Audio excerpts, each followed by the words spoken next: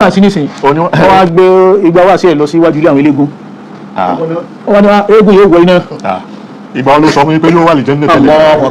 kí n ló fi ṣàpèjúwe fún mi pé tó bá ṣe lè ó wà lìjẹ́nà. ìjà kọ́ nìyẹn fi bẹ̀rẹ̀ wá. rárá níyàn mọ̀nà dáṣù náà àwọn mùsùlùmí wọn mọ̀nà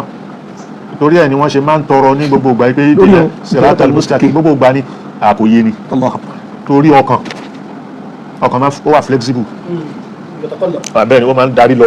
pẹ̀lú kínní ni so ìwọ tó mọ kínní bẹ ọlọ́run kọ́lọ́run fọ̀nà mọ́ ẹ́ kó fẹsẹ̀ rinlẹ̀ lórí ìmọ̀nà ẹni tá a bí ní mùsùlùmí láàárọ̀ tó di ìrọ̀lẹ́ tó di kèfèrí níjọ́ tí ọlọ́run rán nẹ́bí Musa ń ṣe Musa ló rán níṣẹ́ ó rán sí Fìràwọ́nà Fìràwọ́nà tó rán sí ó le ila Fir'auna innahu tagha ó burú ìwà tọ́gì ló ń wù ana rabbukumul a'la ó pèrè lọ́lọ́run àmọ́ mú kí ni ọlọ́run sọ fún ṣé ìgbà tó dẹ̀ wà ń kékeré tí a sí àgbè àwọn aláwo ẹ ti sọ fún yín pé àwọn Yẹhudi wọ́n bí ọmọ kan o òun ni ó pa ọlá ìrùn gbogbo bí Musa bó ṣe wá rí Musa tó ń ṣe ní kékeré yẹn ǹjẹ́ ọmọ tí wọ́n sọkọ̀ yìí àṣà ni ara yẹ bọ́mọ kékeré lè yá àgẹ́ni ókè ọmọ kékeré ni màá dánwò bí ẹyìn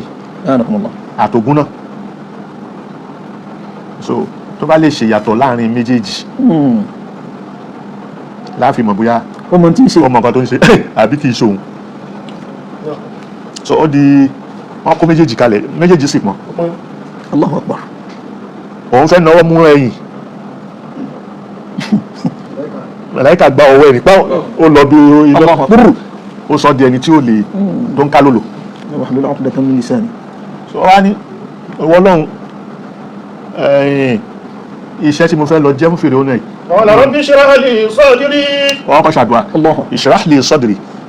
jẹ́ kọ́kọ́ mi ṣí payá jẹ́ kọ́rọ̀ mi kó rọrùn láti sọ wahlul 'uqdatan min lisani orí ìkólòlò bá ń tú kúrò yafqahu qawli kí wọ́n gbọ́ ọ̀rọ̀ mi tààrà kí wọ́n kó yé wọn waj'al li waziran min ahli ìyẹn ó wá fi ṣàdúà wípé Haruna ò lè já ànẹ́bí kó jẹ́ rọ̀súùlù àdúà tí Musa ṣe ló sọ di ànẹ́bí. Allahu Akbar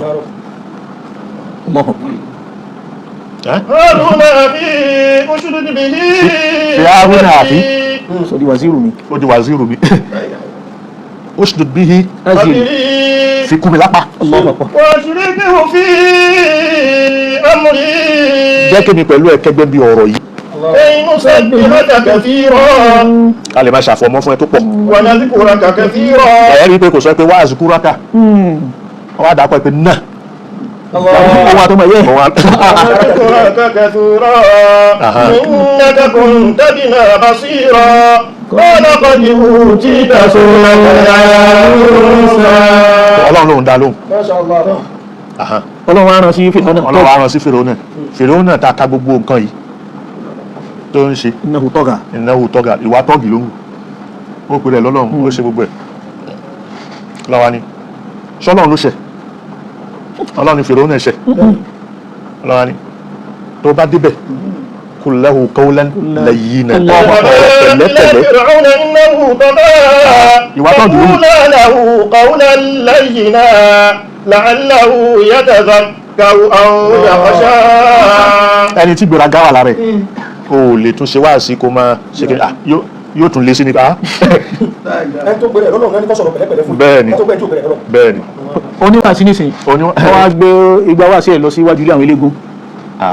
wọ́n ní eégún yóò wọ iná. ìgbà wọn ló sọ fún mi pé yóò wà lìjẹ́nà tẹ́lẹ̀ kí n ló fi ṣàpèjúwe fún mi pé tó bá ṣe lè ó wà lìjẹ́nà. ìjà kọ́ nìyẹn fi bẹ̀rẹ̀ wá. rárá bil hikma òun lọ́wọ́ ṣe lò wípé tó bá fẹ́ ṣe wáàsí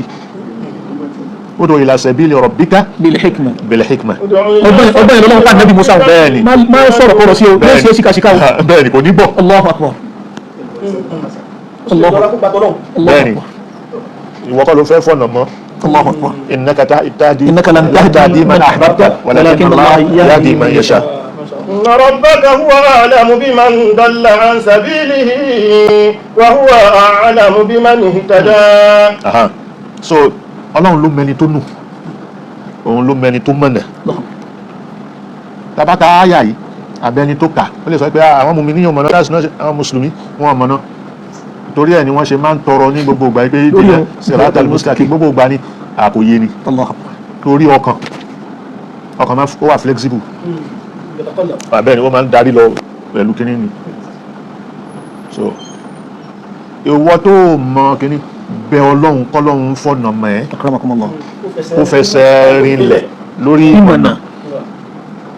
ẹni tá a bí ní mùsùlùmí láàárọ̀ tó di ìrọ̀lẹ́ tó di kèfèrí kọ́lọ́run kó ṣọ́ wa ń bẹ̀ so ìyẹn ni ẹ. kí ọlọ́run kí ó jarí bàbá pẹ́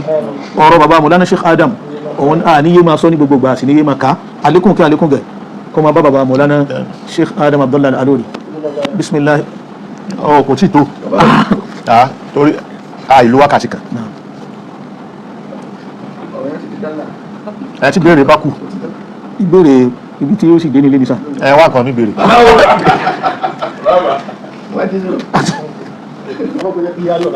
Aya tí wọ́n fi tọ́ wa ní kàyínà ni màá fẹ́ kí àwọn olùbá wa parí ẹ̀.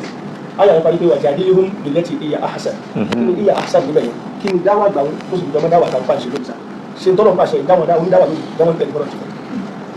Wọ́n tẹ̀lé kí n mú àpèjúwe wá Imam Ghazali radiyallahu ta'ala anhu nínú ọ̀rọ̀ kan ní innani ujadil likay afham lakin la likay afham afham alákọ̀ọ́kọ́ afham ẹlẹ́kejì bẹ́yẹn ò bá kéwù kò ní rí pé bẹ́ẹ̀ ti kéwù rárá kò tẹ́ ẹni mọ́ yàtọ̀ ẹ̀ méjèèjì yóò kàn lánàá yóò pàdé bí méjèèjì ni fahamu ha bẹ́ẹ̀ni fahamu ha bẹ́ẹ̀ni fahamu làgbọ́yé akramakumullah fahamu ni eérú tí ò ní nánú èédú so ní èmi a máa báyàn jiyàn líkẹ́ afaham kí n lè lágbọ́yé ni láàlíkẹ́ afaham kì í ṣe kí n kú ẹni yẹn kí n parẹ́ kó má nínú lára so now tó o bá fẹ́ jiyàn l'Al-Qur'ani wí yẹn àbí jadilhum billati hiya ahsan kì í ṣe pé dára ìsọkúsọ ló sọ ọmọ àlè ní ẹ aláìmọ̀kan ní ẹ oníkìní ní ẹ rárá o gbọ́dọ̀ jaraha personality so ṣe bí ẹ tí wọ́n bá ní ujà jẹ lọ gbé kalẹ̀ mímọ̀ ni ní kíní àwọn èèyàn tó ń gbọ́ ẹ wọn kú lọ́pọlọ tó bá rí ọ̀rọ̀ sọ pẹ̀lẹ́pẹ̀lẹ́ àwọn èèyàn mọ̀ pé àyà tó sọ pẹ̀lẹ́kọ̀ọ́ àmọ́ àwọn tó ń ṣẹlẹ̀ ní ìsìn àwọn tá à ń rí ní dùhátì wọ̀nyí ní bẹ̀rẹ̀ ọ̀kan o gbé béèrè kalẹ̀ ọ̀rọ̀ míì tí wọ́n á gbé wa darí kúrò ńbẹ̀ o àkázà lórí kìíní ní pé àwọn dùhátì wọ̀nyí báwo la ṣe lè mọ ẹni tó ń pèpè ní pèpè gidi àtẹni tí kò pèpè ní pèpè gidi kí ni irinṣẹ́ tó sì lè ní lọ́wọ́ one kò lè ní irinṣẹ́ jadilhum billati hiya ahsan báwọn jiyàn ní jiyàn tí ó lálàáfíà tó dáa èèyàn lè jiyàn fi mímọ̀ fi wé mímọ̀ sọ̀kan tó wà lọ́dọ̀ tiẹ̀ kémi sọ̀kan àwọn èèyàn fẹ́ ṣàǹfààní bẹ́ẹ̀ ni àmọ́ pé mò ń bá jiyàn káwọn èèyàn lè mọ̀ mí pé èmi ni mo mọ̀ jù lọ onímọ̀ ò kì í ṣe náà ìyẹn ti bọ́ọ̀lù kúrò ní tọ́lọ́ rárá tààrà ẹ̀ ló ń pè kàn sí nìyẹn. ud'u ila sabili rabbika bil hikmati wal maw'izati al hasana wajadilhum billati hiya ahsan inna rabbaka huwa a'lamu biman dalla an sabilihi wa huwa a'lamu bil muhtadin. ó ń báyàn jiyàn onítọ̀ọ́lọ́run ló ń pèpè sí ṣé ó mọ̀ ẹ́ pé òun ló wà lójú ọ̀nà ní àgbà di sẹ́kítírì ọlọ́run àti pa rárá o lè di sẹ́kítírì ọlọ́run o lè di pa tí ẹni kó pèpè bẹ́ẹ̀ni lasta alayhim bimusaytir. so ọlọ́run ò fi ẹ́ ṣe police lé àwọn èèyàn lórí tí ẹni kó pèpè so ọlọ́run ló ń fìyàn mọ̀nà ìwọ kọ́ ló fẹ́ fìyàn mọ̀nà. wọ́n ní mo ti dájọ́ lé lágbájá lórí inú náà ní lọ. Ta ló dáná òun ló dáná ni àbọ́lọ́hún ọkọ̀ tí wọ́n sọ pé mo fi lọ́lọ́run sì sọ pé ókè ẹ̀dá mi ni. wa rahmati wasi'at kulla shay. ọkọ̀ mi ò kí bọ́ná. Allahu akbar. ṣé wàá yarí mọ́lọ́ lọ́wọ́. kò yé mi o. Ọlọ́run kò jẹ́ ká yọ̀